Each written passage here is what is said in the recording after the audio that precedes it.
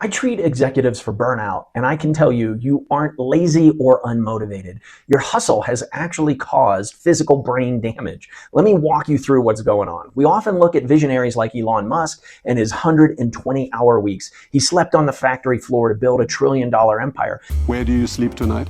Tonight's in the factory.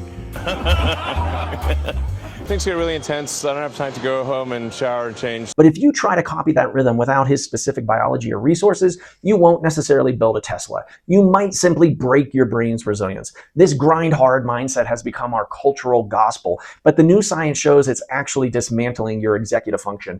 And here's what stands out the most. We have been conditioned to believe that burnout is a badge of honor. We hear messages like sleep when you're dead. Musk suggests that putting in double the hours yields double the results. But for the father managing a team or the developer writing code, that math simply does not hold up energetically. Instead of 4 times the results, we see 4 times the anxiety. It shifts you from a state of creation into a state of survival. The easiest way to picture this is imagine trying to run complex cinematic editing software on a simple toaster. That is essentially what you are doing to your nervous system. When you push past your biologic limit, the prefrontal cortex, the CEO of your brain, stops firing. It overheats. Tasks that should take 20 minutes suddenly drag on for 2 hours. You aren't being lazy. Your hardware is simply inflamed. We have to look at the data Elon ignored. Stanford researchers found that productivity falls off a cliff after 50 hours. Once you hit 55 hours, the error rate spikes so high, the work becomes pointless. You aren't creating value. You are creating mistakes to fix next week, next month, next year. The Whitehall study backs this up. Constant long hours significantly degrade memory and reasoning. It is a slow, steady leak in your cognitive battery. Here's why this hits home for people.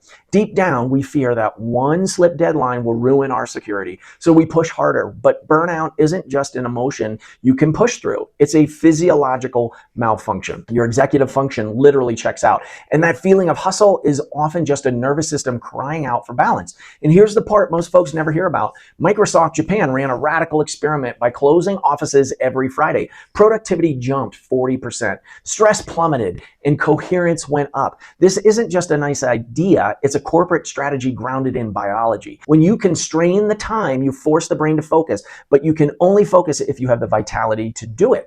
Now, here's how different experts see it. The conventional view treats the brain like a machine that can run 24/7, but we see EEGs, electroencephalogram studies, that back-to-back meetings create massive beta wave stresses. That is pure noise in the system. Even machines need cool down cycles. So if you use coffee to push through the afternoon slump, I've been apt to do that myself, you are pouring fuel on an overheated engine. But here's the angle almost nobody is tracking yet. The fastest way to get more done might be to do less on purpose. Your brain doesn't need more hustle. It needs a better rhythm. It needs to flush the inflammation so you can access your innate clarity again. You need to clear the energetic pathways, not just stimulate the nerves. And yes, there are 2 totally valid interpretations here. You can view productivity as a simple math equation in hours versus output. That is the industrial model. Or you can view it, as I do, as a function of energy and coherence. That is the regenerative model. One leads to burnout, the other leads to a life worth living. You get to choose. If you zoom out, the big players are thinking this way. True leaders don't just manage their time, they manage their energy. They know that a clear, calm mind produces more in an hour than a frantic one does in a day. And here are the questions everyone is asking right now. Am I just unmotivated? Likely not. You are probably biologically depleted. Can I fix this without quitting my job? Yes, but it requires shifting your rhythm. How do I recover my focus? You must prioritize clearing the inflammation first. Before we can predict anything, here's what we still need to know. We need to know if you have the tools to reset. I put together a Clear Mind guide. It's a free guide on how to reset your mental energy in minutes. The link is right there in the description.